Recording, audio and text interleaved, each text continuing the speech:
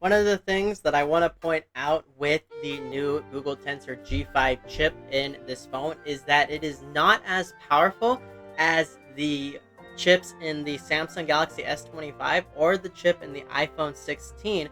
However, it has a much more advanced NPU for all of those AI tasks, like photo editing and text editing, stuff that it will use to assist you in your daily life. And that's because that is what Google's goal with the Pixel is. Google wants to make a phone that'll help you out, a phone that will assist you in your day-to-day life. It's not trying to make a phone where you can do like some insane 3D graphical design on this thing. It doesn't need that powerful a processor. If we step over here to look at the compare, we have the Snapdragon 8 Elite, which is found in the Samsung Galaxy S25. And then right here, we have the Apple A18, which is found in the iPhone 16. And then scrolling down just a little bit to 18th place, we have the Tensor G5, which is in the Google Pixel 10.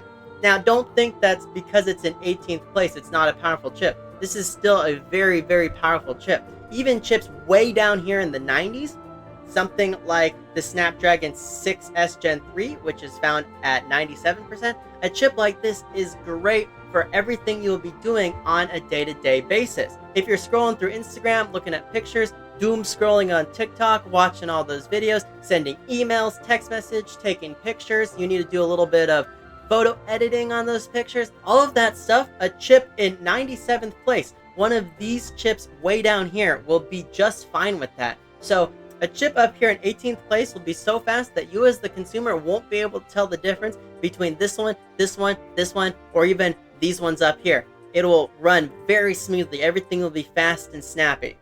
I did want to point out real quickly that the Tensor G5 in the Pixel 10 is leaps and bounds better than the Tensor G4 from the previous generation. So they made some really good performance upgrades and gaming upgrades here. The only thing that's just a minor improvement is battery life. So you do get slightly better battery life with the new chip, which is a good thing.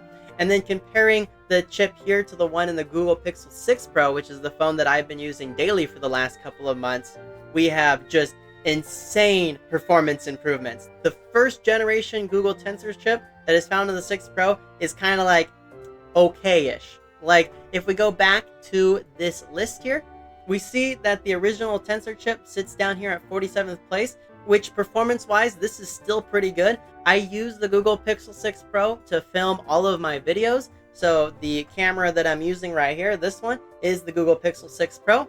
And I also use this for editing most of my TikTok videos when I was pretty heavy on TikTok. And it works great for every task. This chip is very effective for the day-to-day use. The biggest problem it had is it ran hot and the phone did not have enough built-in cooling to counter that. So these newer chips, they did make significant improvements in its thermal management.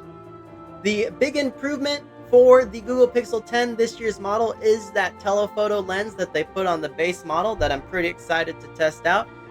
If we step over here to do a comparison between the Pixel 10 and the Pixel 9, we see in the camera section that the Pixel 9 didn't have a zoom lens, but the Pixel 10 has this 5 times optical zoom lens, which is insane. I don't think any phone in the $500 to $800 price range has a 5 times optical zoom lens. We see over here that the Google Pixel 6 Pro has only a 4 times optical zoom, which is still pretty good, but the Pro models always have much better cameras than the base models.